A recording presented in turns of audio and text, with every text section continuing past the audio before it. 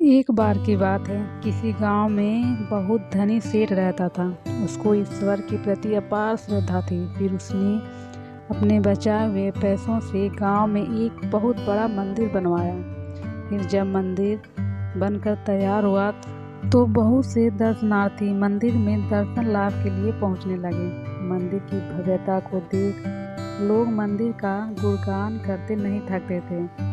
धीरे धीरे समय के साथ मंदिर की ख्याति जाने माने मंदिरों में होने लगी और दूर दूर से लोग दर्शन लाभ को मंदिर में पहुंचने लगे। इस तरह उस सेठ ने श्रद्धालुओं की बढ़ती संख्या को देखकर उस व्यक्ति ने मंदिर में ही श्रद्धालुओं के लिए भोजन और ठहरने की व्यवस्था का प्रबंध किया।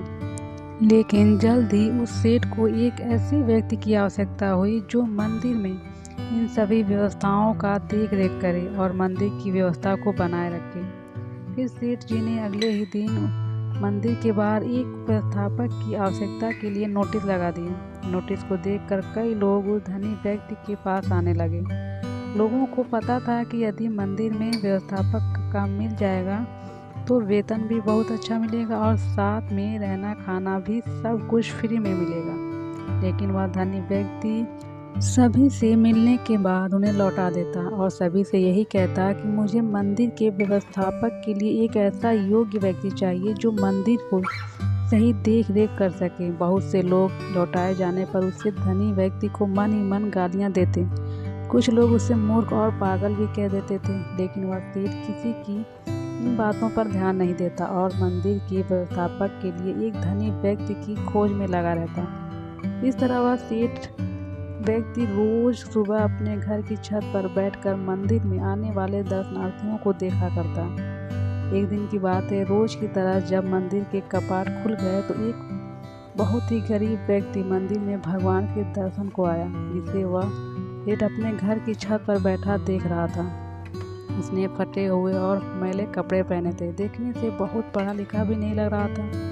फिर जब वह गरीब व्यक्ति भगवान का दर्शन करके जाने लगा तो उस सेठ ने उसे अपने पास बुलाया और कहा, क्या आप इस मंदिर की व्यवस्थापक के पद पर रहते हुए क्या मंदिर की व्यवस्था को संभालने का काम करेंगे? सेठ की बात सुनकर वह गरीब व्यक्ति बहुत ही आश्चर्य में पड़ गया और हाथ जोड़ते हुए बोला, सेठ जी, मैं तो बहुत गरीब आदमी हूँ और पढ़ा लिखा भी नहीं हूँ। इतने बड़े मंदिर का प्रबंधन मैं कैसे संभाल सकता हूँ? सेठ जी मुस्कुराते हुए कहा, मुझे मंदिर की व्यवस्था के लिए कोई विद्वान पुरुष नहीं चाहिए, बल्कि मैं तो ऐसे किसी योग्य व्यक्ति को इस मंदिर के प्रबंध का काम सौंपना चाहता हूँ जो इस मंदिर की व्यवस्था को सही से संभाल सके।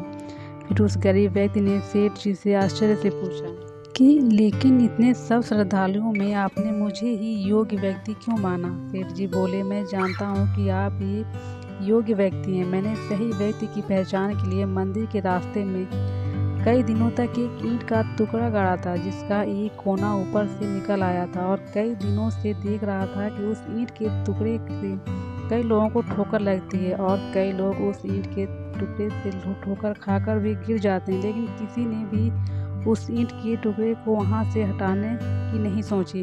और आप जब मंदिर के दर्शन के लिए आ रहे थे तो आपको उस ईंट के टुकड़े से ठोकर नहीं लगी, लेकिन फिर भी आपने उसे देखकर वहां से हटाने की सोची। फिर मैंने देखा कि आप मजदूर से फावड़ा लेकर गए और उस टुकड़े को खोदकर वहां की भूमि समतल कर दी।